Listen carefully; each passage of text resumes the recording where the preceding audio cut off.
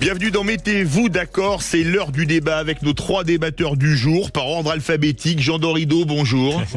Docteur en psychologie, Mickaël Sadoun, bonjour, chroniqueur et consultant. Oui, toujours là. Toujours là, et Philippe Deveul, avocat, docteur en droit, enseignant en droit constitutionnel, Univers de Paris 5, bonjour. Bonjour. Alors tout à l'heure, on va parler de la disparition de Jacques Delors, son bilan, sa vie, son œuvre, qu'on ait apprécié ou qu'on n'ait pas apprécié, c'est quand même quelqu'un qui a profondément la vie politique française et même européenne, de Jacques Chaban-Delmas à François Mitterrand, puis après à Bruxelles. On parlera de la contre-tribune des féministes dans Le Monde et ensuite d'un énième règlement de compte à Marseille. Marseille où on a atteint le record de tués pour règlement de compte dans des affaires de trafic de stupéfiants en 2023. Mais tout de suite, on va commencer par vos coups de cœur, coups de gueule. Et vous, Mickaël Sadoun, ça concerne le refus du cessez-le-feu à Gaza par le Hamas. Oui, parce que je trouve qu'on n'en parle pas beaucoup, alors que c'est quand même un fait majeur de l'actualité internationale. On a beaucoup entendu de voix ces derniers temps réclamer un cessez-le-feu à Gaza. Et en fait, il y a eu une proposition de cessez-le-feu qui a été mise sur la table en fait par 2 fois, notamment une proposition récente le 25 décembre qui a été faite par l'Égypte et qui a été soutenue par le Qatar, qui proposait au Hamas de cesser le feu en échange de la libération des otages et d'un changement de direction politique là-bas, à mon avis, un changement de direction politique qui n'aurait pas eu un grand effet non plus sur l'organisation terroriste et sur le pouvoir qu'il a effectivement à Gaza. Ça a été refusé par le Hamas, qui visiblement est dans une stratégie de continuation de la guerre.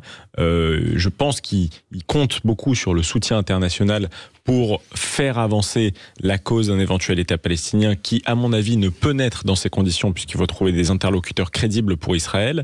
Donc voilà, il s'enfonce un peu dans ça. Il y a un bilan humain qui est très élevé maintenant à Gaza. On en a parlé, des ONG qui pointent des famines maintenant à Gaza.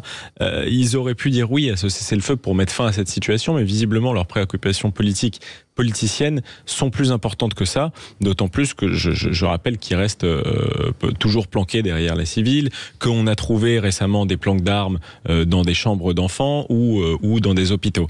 Donc ceux qui demandent le cessez-le-feu doivent se tourner vers cette actualité, doivent se tourner, à mon avis, vers les bons responsables, puisque si la guerre, ça se fait à un seul suffit, la paix, ça se fait à 2. Jean Dorido. Oui, non, mais alors effectivement, c'est un sujet ô combien délicat. C'est très difficile d'identifier clairement les tenants et les aboutissants de ce genre de négociations. On est vraiment dans des questions géopolitiques majeures et complexes. Le rôle de l'Égypte, précisément, est difficile à appréhender. Et oui, je retiens la formule de Mickaël, effectivement. Tout seul, ça suffit pour faire des guerres, et pour faire la paix, il faut être 2. Et là, en plus, il y a plus de 2 interlocuteurs. Oui, c'est sûr. Oui, parce qu'il y a le Qatar, il y a beaucoup de monde. L'Égypte et les États-Unis qui sont toujours aussi dans la balance. L'Arabie Saoudite aussi. Et l'Iran aussi qui a dit que, désolé Jean, mais c'est un fait important, qui a revendiqué les faits du 7 octobre. Ça a été démenti par le Hamas, mais ils ont prétendu que le 7 octobre était une vengeance pour l'assassinat de Qassem Soleimani par l'armée américaine, par des tirs de drones. C'est très difficile de s'y retrouver, et évidemment, à l'arrivée, ce sont les populations civiles qui trinquent. Philippe, je m'accorde avec tout ce qui a été dit, mais je pense que le premier préalable du Hamas, c'était de rendre les otages, compte tenu de l'engagement militaire d'Israël, qui a envie d'en découdre avec cette organisation qui, me semble-t-il, est une organisation terroriste, et que ce 7 octobre, je le dis, je le repense, ça correspond aux attentats que nous avons vécus en France à un moindre niveau, et que la France a un parallèle avec Israël, et qu'un 7 octobre est toujours possible en France. Le 7 octobre, c'est appelé le 13 novembre en France. Bien sûr. Oui, non, mais s'il y a eu moins de morts, mais c'est ça peut c'est être un peu encore la même chose. Hein. La fête possible. au Bataclan, la fête dans la rave party. Oui, mais c'est dans une stratégie des frères musulmans, de cette mouvance qui a déclaré une guerre aux démocraties et qui connaissent les fragilités des démocraties parce qu'on rentre dans une guerre complètement asymétrique. Mickaël Sadoun, je vous fais réagir à nouveau un tour de table. On ne parle plus du tout des otages, pratiquement. Non. C'est absolument fou. Moi, je me souviens quand des journalistes français étaient otages ou des Jean-Paul Kaufmann à l'époque. Jean-Paul Seurat, Jean-Paul Kaufmann, Aurel Cornéas, Jean-Louis Normandin, etc. On se souvient tous les jours, dans tous les journaux télévisés, il y avait leur nom. Marcel Carton, Marcel Fontaine, Jean-Paul Carton, Aurel Cornéas, Jean-Louis Normandin. Ils étaient 6, je crois. Pourquoi est-ce qu'on n'en parle plus ?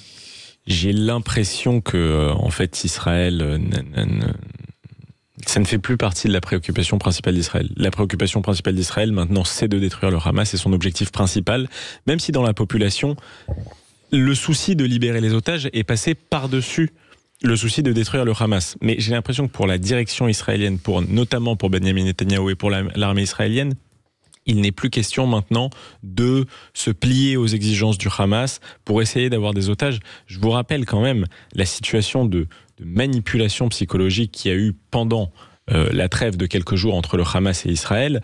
Le Hamas promettant de libérer des otages à midi et les libérant finalement à minuit, et puis c'est jamais le bon nombre, et puis on ne sait pas si c'est des enfants, si c'est des femmes, si c'est des hommes qui seront libérés. Donc je pense que Israël ne peut pas tolérer cette humiliation supplémentaire et que maintenant ils sont décidés à aller jusqu'au bout de leur action. Et d'ailleurs, dans l'histoire d'Israël, chaque fois qu'il y a eu finalement un armistice et un accord de paix signé avec un autre pays, je pense notamment à l'Égypte, je pense à la Jordanie, c'est suite à une forte guerre qui a mis plus ou moins à genoux le pays ennemi. Donc je pense qu'Israël est dans cette optique-là, avec bien sûr le soutien des Américains derrière en plus. Jean Dorido. Oui, je rejoins votre interrogation. Vraiment, on voit en plus tellement d'informations circuler sur les réseaux sociaux, sur Twitter. C'est extrêmement difficile de trier le vrai du faux. On voit des personnes aux positions assez extrêmes de part et d'autre. Et oui, je suis comme vous. On a connu cette espèce de dramaturgie sordide autour du nombre de personnes qui seraient libérées, autour de justement des négociations. Ils étaient, je crois, au départ sur 1 pour 10. Et donc on attendait, on était comme ça vraiment suspendu aux nouvelles. Et puis effectivement, presque du jour au lendemain, on ne sait pas. Alors dans Paris, on voit des affiches, des personnes. On dit cette personne, elle a été kidnappée. Oui. On n'a pas de nouvelles. On ne sait pas. Est-ce que la personne va bien? Est-ce qu'elle a été libérée depuis? C'est terrible. Je pense qu'il y a eu un grand questionnement et une mise en doute de ce qui s'est passé le 7 octobre, du fait qu'Israël n'ait pas voulu montrer les images. Parce qu'ils n'ont pas voulu rentrer dans cette surenchère de l'image qui est malheureusement utilisée du côté du Hamas et qui crée un malaise énorme dans cette guerre, comme je l'ai dit, asymétrique, et qui, à mon avis, va durer encore longtemps et qui va être utilisé de manière politique. Et on s'aperçoit que les dirigeants du Hamas qui ne vivent pas dans la bande de Gaza, qui sont au Qatar ou qui vont aller en Turquie parce que le Qatar a une pression telle aujourd'hui qu'ils peuvent plus trop les garder. Je pense qu'ils vont se renforcer en Cisjordanie par justement cette image qui est véhiculée et qui est fausse et qui donne vraiment une très mauvaise image d'Israël. C'est ce qui est vrai. Et donc ça, c'était le piège tendu. Et je crois qu'ils veulent tenir le plus longtemps pour justement qu'il y ait une dégradation dans la région. D'ailleurs, sondage très intéressant qui a été fait récemment par le Pew Research Center, je crois. Le Hamas est encore plus populaire chez les Palestiniens de Cisjordanie et de Ramallah que chez les Palestiniens de Gaza. Pour la bonne raison, d'abord, que ce sont les Palestiniens de Gaza qui subissent, qui a tiré les conséquences sur la foule il y a quelques mois et ça a posé de problème à personne. Évidemment. Donc, malheureusement, cette action du Hamas va finir par porter ses fruits politiquement, j'ai l'impression. Mettez-vous d'accord avec les coups de cœur, coups de gueule de nos invités qui sont aujourd'hui, vous l'avez entendu, Mickaël Sadoun, Jean Dorido, Philippe Deveule. On se retrouve tout de suite pour les coups de cœur, coups de gueule de Jean Dorido et de Philippe Deveule. Retour de Mettez-vous d'accord avec nos débatteurs du jour, Jean Dorido, docteur en psychologie, Mickaël Sadoun, chroniqueur et consultant, et Philippe Deveule, avocat, docteur en droit, enseignant en droit constitutionnel à l'Université de Paris 5. Et justement, Philippe Deveule voulait pousser un coup de gueule sur le Conseil constitutionnel. Alors oui, le Conseil constitutionnel, c'est un grand sujet justement en droit constit, où qu'on pose aux étudiants, est-ce que c'est un organe juridique ou un organe politique? Alors, il y a eu une évolution du Conseil constitutionnel depuis sa mise en place en 58, et puis surtout par ses décisions emblématiques en 71 sur le droit d'association, et puis après par sa saisine en 1974, qui a été la réforme de Valéry Giscard d'Estaing, qui permettait à 60 sénateurs ou 60 députés de saisir le Conseil constitutionnel pour demander la constitutionnalité d'une loi, pour en venir aujourd'hui à observer que le Conseil constitutionnel est un organe plutôt politique que juridique. Pourquoi? Parce que cette loi sur l'immigration, le président de la République a saisi le Conseil constitutionnel, il s'est réjoui de la loi en disant « Regardez ce que j'ai fait, c'est formidable », alors que c'était pas de son fait, c'était un autre texte qui a été proposé par la commission mixte paritaire, qui a été adopté par le Sénat et donc renforcé. Et on est dans une forme de manipulation politique et juridique, et qui est plutôt politique que juridique. Et là, se pose une véritable question, parce que cette loi sur l'immigration, elle va être retoquée par le Conseil constitutionnel, et ensuite par la CEDH. Donc elle n'aura aucune utilité et aucune ineffectivité. En revanche, moi, ce qui m'intéresse de dire, c'est que pourquoi on ne fait pas appel au référendum, à la souveraineté populaire sur une question d'une telle importance ? Parce que je crois que ça concerne en premier lieu les Français, comme ça a été le cas en 2005, lorsqu'on a demandé au peuple français, en 2005. Voilà, où on a dit, est-ce que vous voulez ou pas du traité de Lisbonne ? De constitutionnel européen qui a été remplacé par le traité de Lisbonne. Voilà.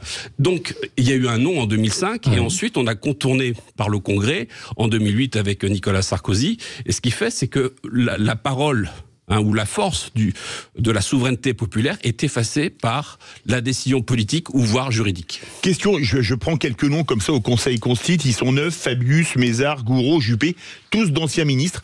C'est une cour politique ou une cour qui fait du droit pour vous, Jean Dorido? Alors, sans faire de mauvais esprit, c'est un peu l'EHPAD du personnel politique. C'est quand même pas des premières jeunesses, quoi.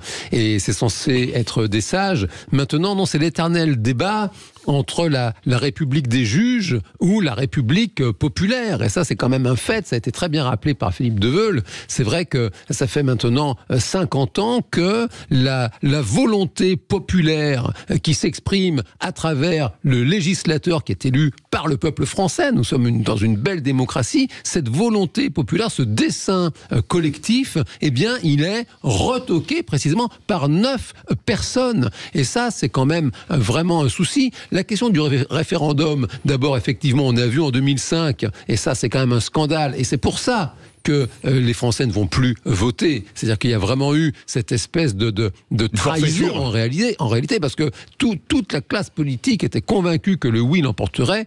Pas de peau pour eux, c'est le non qui a gagné. Et il y a eu ce traité absolument scandaleux de Lisbonne qui a été ratifié par la suite justement en petit comité. Et le référendum, le souci, c'est que non content de ne pas être respecté par nos dirigeants, ça coûte très très cher à mettre en place. Là, on va voir ce que ça va donner, cette fameuse loi. Maintenant, elle, pour le coup, elle est sortie d'un débat parlementaire, cette loi. Il y a eu cette fameuse CMP, cette commission mixte paritaire. Ça y est, les élus de la République, qu'ils soient de droite ou de gauche, et plus de 70% des Français la soutiennent. Mais oui, et les élus se sont mis d'accord. Alors si ce truc-là, si j'ose dire, est retoqué par le Conseil constitutionnel, là on a vraiment un problème de démocratie. Mickaël Sadoun.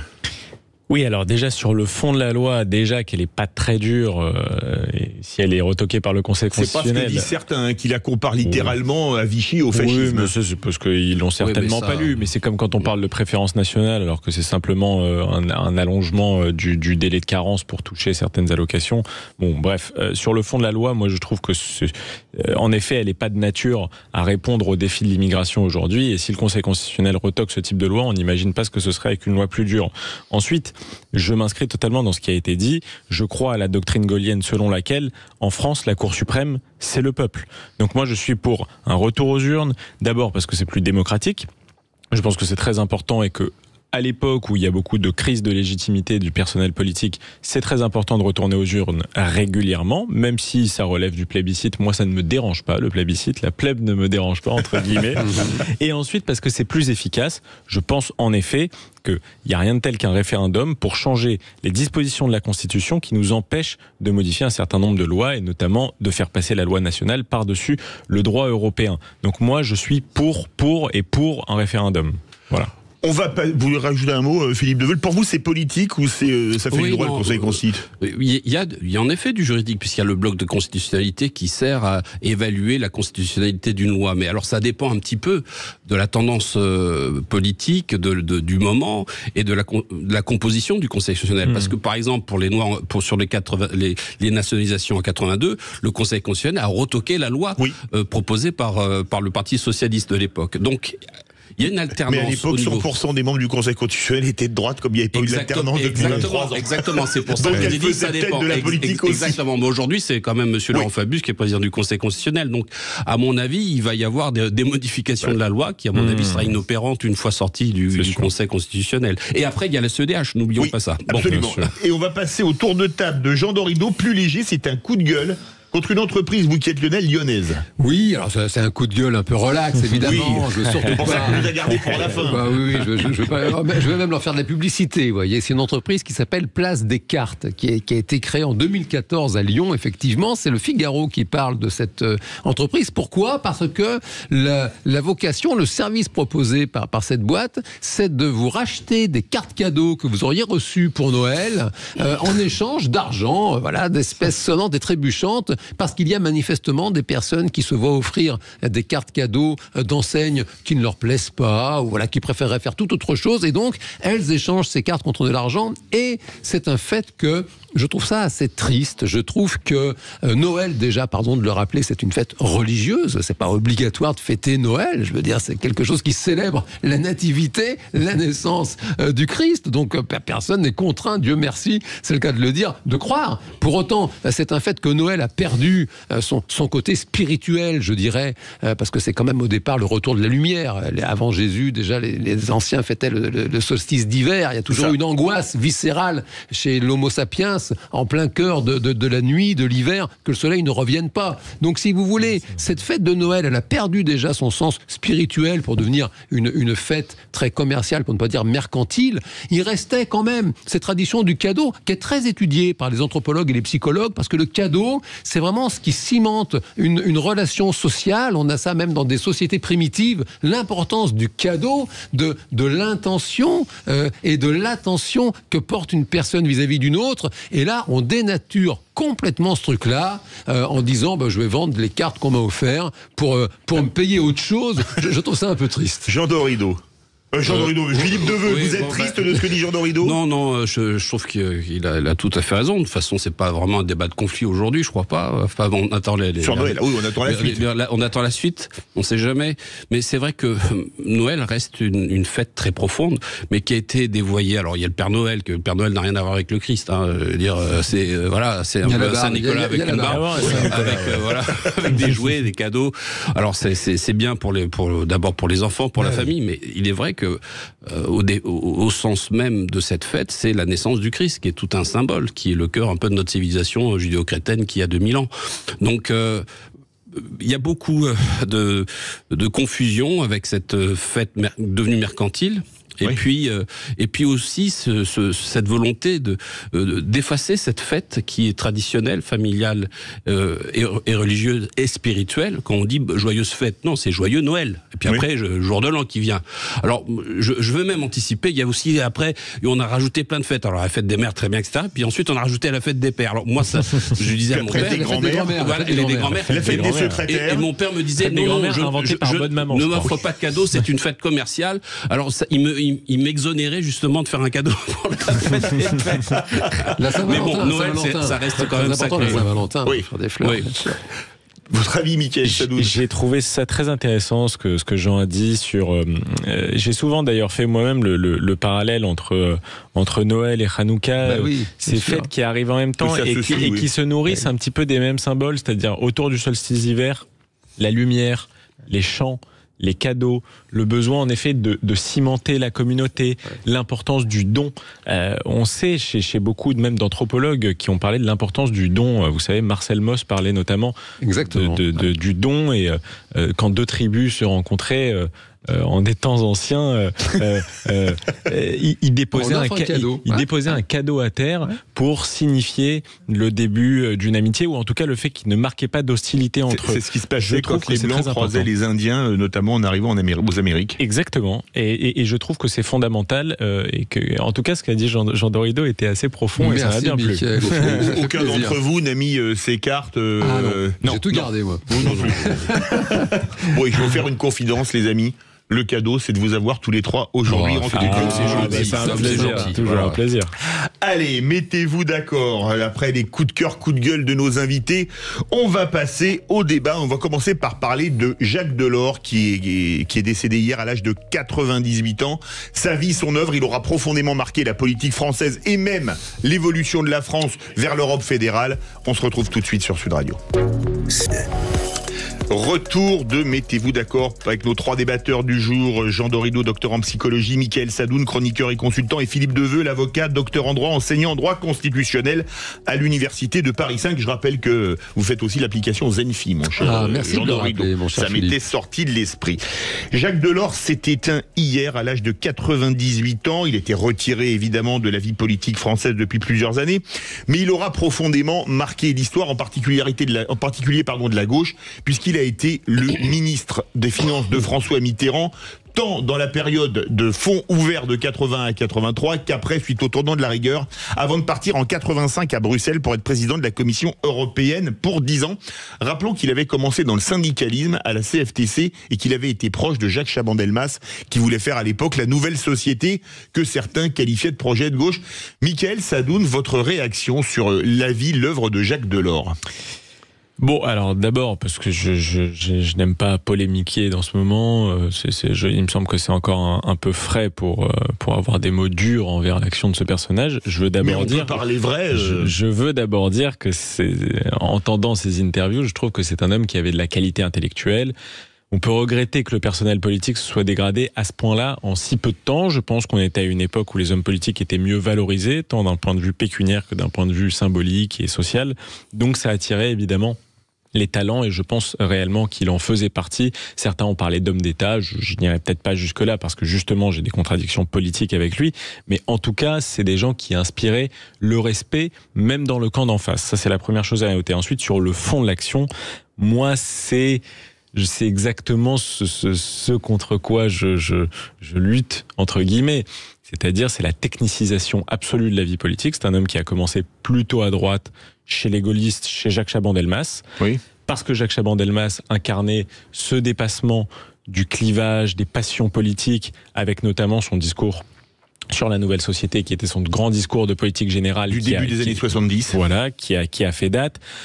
En réalité, ces gens-là sont un peu les ancêtres de Macron. C'est ce qui a donné le macronisme d'aujourd'hui. Ensuite, c'est un des hommes qui a poussé au tournant de la rigueur et qui a donc massacré la gauche dans ce pays, ce que je trouve être une chose plutôt mauvaise et délétère pour le paysage politique. Et il en a fait partie avec Jacques Attali et d'autres. Il a fait partie de ces gens-là qui ont préféré l'Europe à la politique, à la structuration de la politique française. Donc, ils ont mis fin à toute politique de dévaluation compétitive, dans des époques où on faisait énormément de dépenses et on en avait besoin. Rappelons qu'entre 80 et 83, avant le tournant de la rigueur, la France a dévalué 3 fois quand même. Oui. Non, mais en plus, moi, je m'oppose, je veux dire, au programme commun de la gauche. J'ai pas tellement de sympathie pour le programme de Mitterrand. Mais ce sont des gens qui, en tout cas, reniaient toutes leurs promesses. Et ensuite, évidemment, cette présidence de la Commission européenne, on sait ce que c'est devenu aujourd'hui, un organe technocratique qui dépasse les nations et qui n'a pas vocation à faire appel au peuple. On va parler après de l'Europe, sur Jacques Delors, franco-français. Alors, sur le franco-français, déjà, voilà, je me joins à ce que vient de dire Mickaël. C'est un monsieur qui vient, de décéder. Donc, j'ai évidemment une pensée pour ses proches, ses enfants, ses petits-enfants, sa famille. Bien sûr, c'est une période de deuil.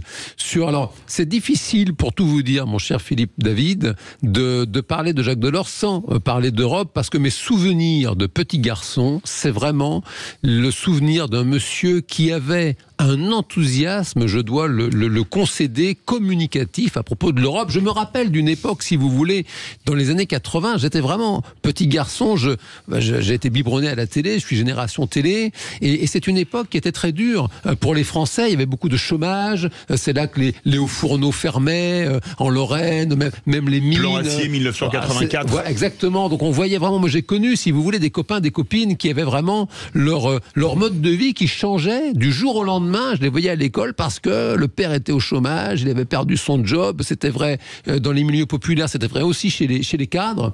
Et je me rappelle de ce monsieur Jacques Delors qui avait un discours d'un enthousiasme sensationnel, qui disait: mais vous vous rendez pas compte, l'Europe, ce sera le plein emploi, ce sera la richesse, on aura un marché extraordinaire. Et donc, bien sûr, j'étais enfant, j'avais envie d'y croire. Il avait une force de conviction, ce monsieur. Mickaël l'a dit, c'était quand même un esprit brillant, brillant, il était très intelligent, il était très respectable, il était ministre. Et c'est un fait, quand on voit aujourd'hui ce terrain de jeu sinistre qu'est devenu l'Europe, qui est un terrain de jeu pour un libéralisme à outrance, c'est vraiment l'emblème triste de la mondialisation. Ce sont les riches des pays pauvres qui s'enrichissent aux dépens des pauvres des pays riches. C'est ça l'Europe qui a été construite. Donc c'est vrai que je pense souvent, avant même son décès, je pensais souvent à Jacques Delors. C'est un monsieur que j'aurais eu plaisir à rencontrer pour, en douceur, lui demander un peu des comptes, lui dire, monsieur Delors, qu'est-ce que vous pensez de ce qu'est devenu cette Europe-là? Philippe Deveul. Alors, avant de rentrer dans le sujet de l'Europe, Jacques Delors était une personnalité respectée aussi bien à droite qu'à gauche, et c'était un gentleman dans le milieu politique, d'après tout ce que j'ai entendu sur sa personne. Bon, 98 ans, c'est un bel âge pour partir. Je pense quand même à sa famille qui doit être triste, mais au-delà de ça, c'est que je vous rejoins dans tout ce que vous avez dit, parce que on rêve de l'Europe depuis déjà Charlemagne, qui lui l'avait vraiment fait. Et Charlemagne, c'était quand même un personnage qui avait une épée d'1 mètre de long, ce que n'avait pas Jacques Delors. Mais je crois que Jacques Delors nous a vendu une Europe comme un idéal, et je crois qu'il était sincère au départ, et je crois qu'il était dépassé par les événements, que l'Allemagne nous a entraînés dans une monnaie trop forte par rapport au franc, et ce qui nous fait vraiment souffrir. D'ailleurs, ironie de l'histoire, Wolfgang Schäuble, qui était le ministre des Finances allemand, un des plus accros à l'euro, à l'euro fort, est décédé le même jour que Jacques Delors hier. Oui, ce sont des signes. Alors, est-ce que ça présage de certaines choses? Moi, je pense, parce que tous ces gens qui s'époumonnent à dire le Frexit, c'est pas la peine, parce que je crois que l'Union européenne est une escroquerie politique qui s'effondrera par elle-même, et par l'effondrement de l'euro qui est perclus de dettes publiques à non plus finir. Et ça ne pourra pas durer ad vitam aeternam. Tiens, je voudrais, comme vous êtes tous des passionnés de politique, vous faire de la politique fiction rétrospective, vous permettez? Bien sûr. S'il s'était présenté en 95, aurait-il battu Jacques Chirac?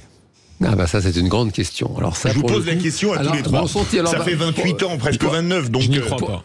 Oui, alors pour le coup, c'est un fait. Quand même, il faut se remettre dans l'ambiance de l'époque. Il y avait eu 14 ans de Mitterrand, quand même. 14 ans. La génération et la gauche Mitterrand, était au fond du trou. Elle avait pris sa principale déroute électorale aux législatives de mars 93. C'est ça. Donc, si vous voulez, il y avait eu quand même 2 cohabitations. C'est-à-dire qu'on a vu quand même cette fameuse alternance, à quel point les Français, quand même, voulaient du changement. Et là, pour le coup, cette amitié, cette relation, cette continuité entre Mitterrand et Jacques Delors, je sais qu'à l'époque, c'était un peu le Strauss-Kahn de l'époque, Jacques Delors. C'était un champion de l'économie, il était présenté comme une espèce de socialiste tout à fait rationnel, c'était plus l'utopie de la gauche du grand soir. Et donc, bien sûr, il était présenté comme le champion. C'est vrai que j'ai du mal à croire que ce serait passé en 95. Vous pensez qu'il aurait battu Chirac en 95 ou pas? Non, plus je pense que... Parce que c'était le chouchou de tous les médias et des sondages. Hein. Oui, mais face à Chirac, qui a fait une campagne assez exceptionnelle quand même en 95, contre toutes les attentes. Il partait du fond de cours. Il partait du fond de cours. Donc je pense que Chirac était un animal politique, ce qui était moins Jacques Delors. Qui, je crois, ne s'est jamais présenté au suffrage universel, je crois. En tant que député européen. Oui, mais à part député européen, il n'a jamais été député ou même conseiller municipal en France. Exactement. Pourtant, Mitterrand lui avait proposé des circonscriptions quand il était devenu ministre, etc. Il a toujours refusé. Oui, je pense que ça fait même pas partie de la conception de la politique de ce personnage qui se voyait mieux faire de la politique depuis les bureaux de Bruxelles que sur le terrain à faire des tracts sur les marchés. Donc je pense qu'il n'aurait pas fait le poids face à Chirac. Voilà, moi si je devais faire mon prono. Votre avis? Alors, je ne vais pas toujours aller dans le même avis que mes interlocuteurs. Non, mais je crois qu'il avait ses chances. Il avait ses chances parce que... Je vais vous faire une coïncidence, je pense aussi qu'il avait ses chances. Il avait ses chances, mais ce qui reste quand même mystérieux, c'est son refus, alors que tout allait en sa faveur, les médias, il avait, à mon avis, une forme de popularité encore à l'époque vis-à-vis de la population. Et ça reste quand même un mystère, ce refus du dernier moment. Alors, est-ce qu'il y avait des choses qu'il avait envie d'éclipser sur son parcours politique? C'est possible, je ne sais pas. Mais le personnage était quelqu'un de très honnête, politiquement et intellectuellement. Et son refus de se présenter reste quand même une énigme. Je reçois un message sur un réseau social d'un auditeur fidèle de Christophe d'Aix-en-Provence qui dit « On aurait eu Balladur-Delors et Balladur président ». Moi, j'en suis pas convaincu parce que je pense que s'il y avait eu un deuxième tour Chirac-Delors, beaucoup d'électeurs de Balladur auraient voté Delors contre Chirac. Ah, vous ne croyez pas? C'est fort possible. C'est fort possible. Et aujourd'hui, ça a été quand même le président de la Commission européenne, il est resté 10 ans. C'est lui qui était président quand il y a eu Maastricht. Est-ce que Delors n'est pas l'image du tournant fédéraliste de l'Union européenne, puisqu'il était quand même le président de la Commission au moment de Maastricht? Je dirais pas ça. Je dirais pas ça. Je pense que le tournant fédéraliste a beaucoup été. Alors évidemment, Maastricht a été un jalon essentiel de l'avancée vers le projet fédéraliste européen. Je pense que le traité de Lisbonne a été encore plus fort parce qu'il a intégré un certain nombre de traités d'espace au droit européen. Je pense que le traité d'Amsterdam aussi a été très important en 97. C'est notamment lui qui a intégré, par exemple, le droit de Schengen. Je pense que le juriste qui nous accompagne pourra confirmer qu'il a intégré Schengen notamment au droit communautaire européen. Je pense que c'est une avancée qui s'est faite progressivement. Malheureusement, la Commission européenne a eu chaque fois de plus en plus de poids, parfois au détriment du Parlement européen qui lui seul incarnerait une forme de légitimité populaire dans les organes de l'Europe. Jean Dorido. Tournant fédéraliste fort ou non, plutôt le traité de Lisbonne comme pour pourquoi fédéraliste en réalité, ce sont des personnes, voilà, Jacques Delors, on vient de le dire, il s'éteint à 98 ans, ce sont des personnes qui ont été, et c'est bien incompréhensible, traumatisées par la guerre. Oui. Et donc, si vous voulez, il y a c'est presque dans le génome, dans le mythe fondateur de cette Europe que l'on connaît aujourd'hui, cette espèce d'angoisse bien légitime, évidemment, de la tragédie. Je veux dire, Philippe Deveul parlait de Charlemagne tout à l'heure, c'est un fait qu'à chaque fois qu'il y a eu des velléités de construire une Europe forte et unie, ça s'est terminé dans un bain de sang absolument effrayant. Et donc, il y a ces humanistes, il faut relire Stefan Zweig, le monde d'hier, c'est sensationnel de voir l'histoire de cet intellectuel sensible, un artiste qui explique comment le peuple européen peut devenir fou, si vous voulez. Et donc, chez les fondateurs de cette Europe-là, il y a cette volonté de finalement désagréger tout ce qui pourrait créer un semblant de réunion. Donc oui, on fait quelque chose de fédéral, on sépare plutôt que de réunir, on fait du commerce, parce qu'il y a cette idée qui n'est pas sotte, de dire que si les gens font du commerce, ils ne peuvent pas se détester, ils ne font pas la guerre. Et en même temps, à l'arrivée, ça donne une espèce d'ectoplasme à 27 qui ne fonctionne pas. Moi, dans mon ancienne vie, j'ai connu des gens qui faisaient du commerce quand j'en faisais, qui se détestaient cordialement.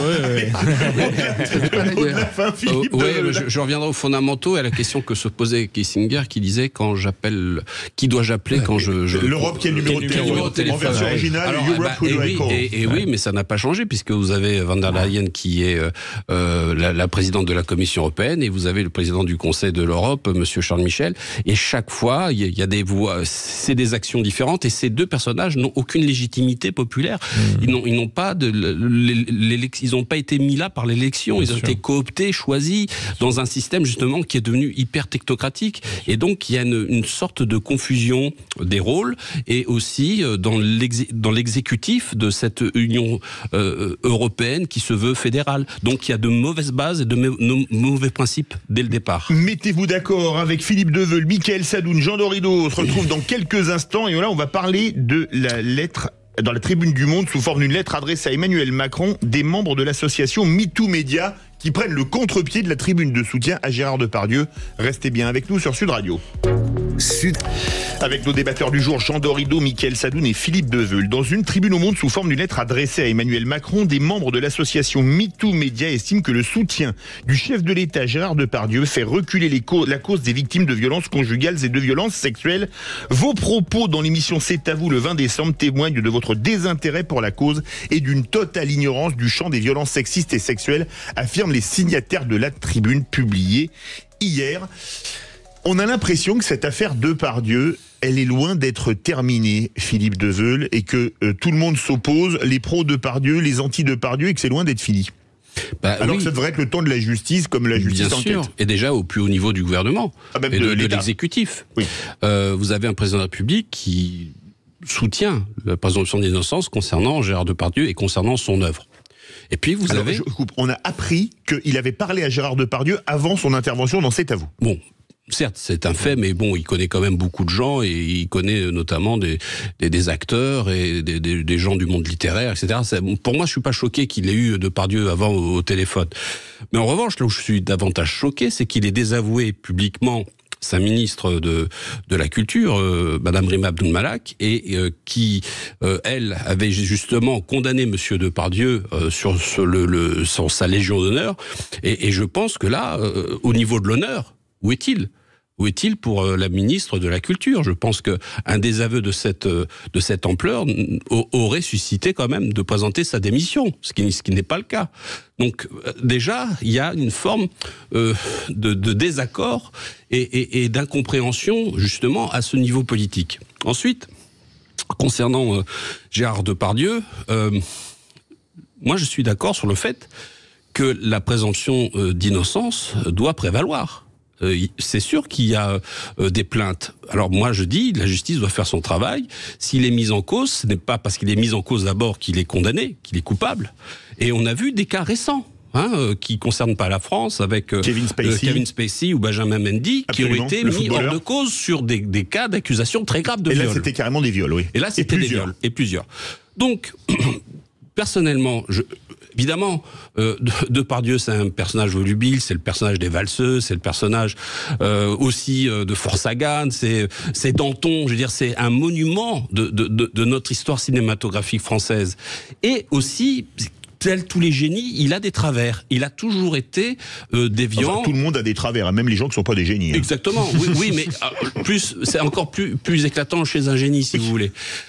Donc, alors aujourd'hui, qu'on lui tombe dessus à bras raccourcis sans qu'il ait été condamné, c'est pour moi une faute. C'est une faute morale. Jean Dorido.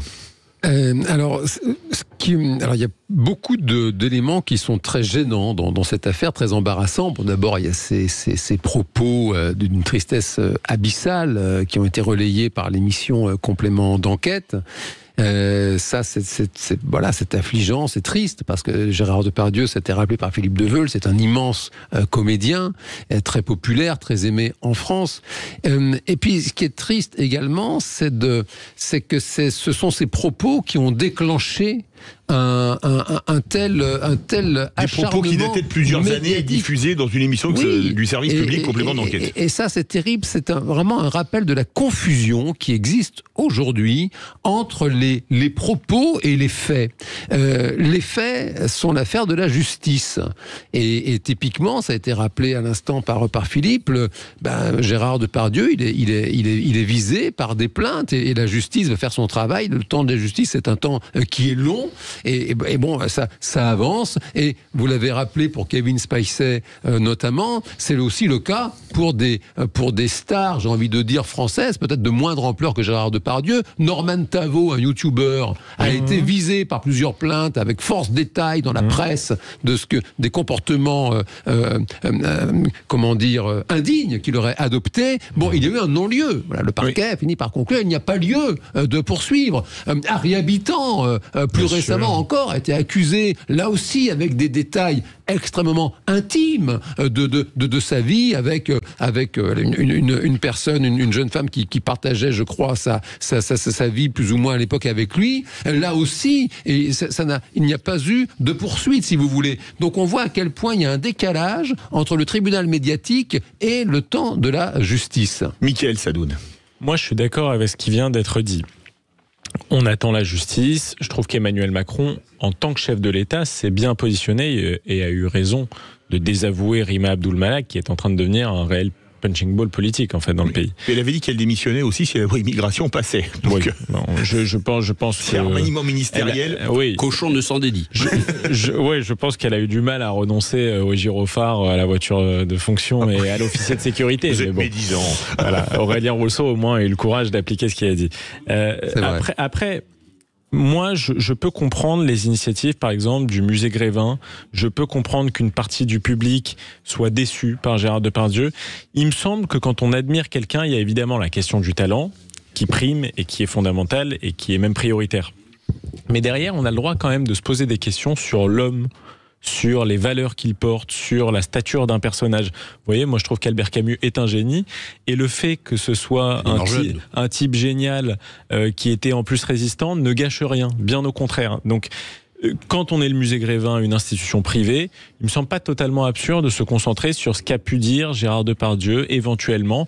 Et en effet, quand on écoute ce reportage complément d'enquête, qui est fait évidemment avec un décalage dans le temps, avec une visée politique, et personne n'est dupe sur ça. Mais quand on voit ces images, personnellement, on ne peut qu'être déçu. Voilà, j'aurais préféré que Gérard Depardieu fût un homme irréprochable avec des paroles clean, entre guillemets. Allez, on va passer au dernier débat. Coup de tonnerre dans le milieu du trafic de drogue. Nordine Achouri est mort tué par des tirs de Kalachnikov dans la nuit du 25 décembre. Ancienne tête du réseau de la Castellane, c'est une cité de Marseille. Il sortait récemment de prison. Ce n'était pas un vrai parrain parce que ceux-ci se trouvent à l'étranger, mais il fait partie des dealers très connus dans les réseaux marseillais. Depuis plusieurs semaines, aucun assassinat n'avait eu lieu à Marseille, même si cette année, on a atteint déjà un record de 47 morts dans la cité phocéenne sur fond de trafic de drogue. Est-ce que, tiens, on va commencer par l'avocat si vous le voulez bien, est-ce que la guerre contre la drogue, elle est perdue ? Je dirais, le trafic de drogue tue. Ah, ça c'est clair. Alors là, parce que là, on a accusé des institutions qui tuaient. Alors là, le trafic de drogue, il tue à grande vitesse et sans limite. Qu'est-ce que vous voulez dire ? C'est un problème on doit prendre le mal par la racine, parce qu'on sait tout ce qui se passe. C'est-à-dire que l'institution policière, de la justice, on est au courant où se passe le trafic, on sait où il se déroule. On connaît les zones qu'on ne peut pas franchir, justement, parce qu'elles sont tenues par les caïds. Le film Bac Nord est impressionnant dans ce oui, domaine. Bien sûr. Alors attention, vous êtes qualifié de fasciste. Ou de facho en évoquant ce film, mais c'est ce qui traduit la réalité qui gangrène notre pays à tous les niveaux. Il n'y a pas que Marseille qui concerne le trafic de drogue et qui concerne les exécutions et le trafic d'armes qui est énorme. Alors on parle du trafic de drogue, mais le trafic d'armes est alimenté par le trafic de drogue, et on peut estimer jusqu'à entre 10 et 15 millions d'armes de guerre qui sont en totale circulation, sans contrôle sur le territoire national. Michael Sadoun ou Jean Dorido, le psy qui connaît bien les problèmes de drogue, si vous voulez. Bien sûr, en termes de traitement des addictions. Alors, on pourrait parler des heures, évidemment, de ce vaste et passionnant sujet du trafic de drogue. Dans l'ordre ou dans le désordre, d'abord, il a été assassiné, c'est Nono, son surnom. Et il avait 1 million d'euros en liquide avec lui. C'est quand même une somme colossale, c'est pas n'importe qui se promène avec 1 million d'euros. C'est un petit joueur. C'est un petit joueur. On parle de 3 milliards d'euros de chiffre d'affaires dans ce business. Et j'allais y venir, voilà, c'est un argent colossal qui est généré par le trafic de stupéfiants en France chaque année. J'aimerais que des journalistes d'investigation nous sortent un jour quand même des dossiers où passe cet argent. Parce qu'il faut bien en faire quelque chose. C'est-à-dire que vous voulez, au bout d'un moment, les sommes sont tellement colossales que forcément c'est réinjecté quelque part. La criminalité à Marseille, je veux surtout pas stigmatiser la belle ville de Marseille, c'est pas nouveau. Les carbonés spiritueux, ça date quand même pas d'hier. Il y a toujours eu des relations presque transparentes, je dirais, entre précisément le pouvoir criminel, parce que ce sont des organisations mafieuses, et le pouvoir politique. Et puis, quand je suis arrivé à Paris, ça ne nous rajeunit pas, c'est juste j'arrivais dans le quartier de la place de l'Étoile, c'est juste au moment où Francis le Belge s'est fait flinguer rue d'Artois, c'était à quelques mètres de chez moi. Un copain, Jean me dit, tiens, t'es au courant, voilà, il y a un type, il s'est fait flinguer en bas de chez toi. Bon. Et donc ça m'a mis la puce à l'oreille, je me suis intéressé au sujet, et on avait, si vous voulez, vous avez parlé de Bac Nord, très bon, il faut voir le film Chouf, par exemple, sur le sujet, il faut voir le film Un prophète de Jacques Audiard, parce que le cinéma a des très bons consultants pour comprendre qu'il y avait une espèce de gentleman agreement entre les criminels et les politiques, et on se demande ce que c'est devenu, ça. Est-ce que ça a disparu ? Est-ce qu'il y a peut-être aujourd'hui des politiques qui sont impliqués ? On a vu des villes, notamment en Seine-Maritime, qui passent sous coupe réglée de familles mafieuses. Voilà. Et donc j'aimerais comprendre un peu, un travail de journaliste, comment ça se passe aujourd'hui. Michael Sadoun, et je rajouterais 2 films excellents, French Connection 1 et 2, magnifique, dans les années 70. Oui, mais ne confondons pas toutes les époques. Non, c'est vrai, mais sur le trafic de drogue, c'était un super Jean Dorido a raison, le phénomène de criminalité a fortiori à Marseille, a toujours existé, mais il y a quand même une augmentation dans l'ampleur. Quelques chiffres, mais 47 morts, 118 blessés cette année, contre l'année dernière, 33 morts et 43 blessés. Donc il y a une augmentation tendancielle à Marseille. En plus, il y a une extension territoriale du phénomène. On a vu des phénomènes cette année de fusillades dans des villes secondaires dont on a même appris l'existence parce qu'il y avait des fusillades. Je pense à Villerupt, je pense à Cavaillon dont on a aussi beaucoup parlé. Et il y a une telle extension que le procureur de la République de Paris qui révisait ses cours dans sa chambre, bien sûr, par une balle perdue de Kalachnikov. Bien sûr, extension aussi dans les victimes puisque plus personne n'est épargné malheureusement par ça. Le procureur de la République de Paris parle même d'un risque de déstabilisation de la République à cause de ces micro-narco-États qui sont en train de se développer un petit peu partout en France. Je pense qu'il faut y apporter une réponse très ferme et globale. Le problème, c'est qu'on ne peut pas traiter par un petit bout de la lorgnette. Il faut évidemment que ça passe par la justice, avec des peines de prison, peut-être une meilleure utilisation de la prison. Dans un contexte totalement différent, on a vu comme l'utilisation de la prison au Salvador a été efficace contre le trafic de drogue et contre la criminalité. Par contre, les mesures prises au Salvador, là, je peux dire que la Convention européenne des droits de l'homme vous fait exploser en plein vol. Je suis pas sûr que ce soit compatible. Si vous en faites ne serait-ce qu'1%, là... Il faudrait l'adapter justement. Évidemment, donner les moyens à la police matériel et juridique d'agir, puisque la police est toujours dans un calcul de ce qu'ils ont droit de faire ou non. On le voit dans Bac Nord, ils n'osent pas parfois rentrer dans certaines cités parce que soit c'est un affrontement qui risque d'être fatal, soit c'est la démission. Et enfin, évidemment, et là c'est peut-être ma sensibilité de gauche qui parle, mais le tissu économique, social est important aussi. Il y a un taux de chômage à Marseille qui est bien plus important qu'à Paris et à Lyon. Il faut dire que quand vous faites un simple chouf, vous gagnez beaucoup plus d'argent que travailler à 2000 € par mois. Un jeune déscolarisé de 13 ans... 1500, 1700 vu le niveau de formation. Le chouf, c'est 100 à 200 € par jour. Pour un jeune déscolarisé qui a 13 ou 14 ans, c'est un immense espoir qu'il n'aura jamais dans un emploi normal, entre guillemets. Donc il y a aussi tout un système de valorisation de l'argent, la culture rap qui est arrivée derrière ça et qui ne valorise que ça. Évidemment, le sujet de l'immigration, puisque beaucoup de préfets parlent de l'utilisation notamment des mineurs isolés, des mineurs non accompagnés dans ces trafics, puisqu'ils n'ont pas réellement d'existence juridique et qui sont donc plus faciles à utiliser. C'est devenu de la chair à canon, en fait. C'est ça. Malheureusement pour ce trafic de drogue. Donc c'est une réponse globale qu'il faut apporter. Voilà. Réponse globale qu'on risque d'attendre encore longtemps, puisqu'on est déjà à 47 morts et on peut toujours avoir peur après qu'un des gros caïds se soit fait descendre, qu'il y ait des représailles dans l'autre sens, et on n'a peut-être pas, les comptes ne sont peut-être pas terminés pour l'année.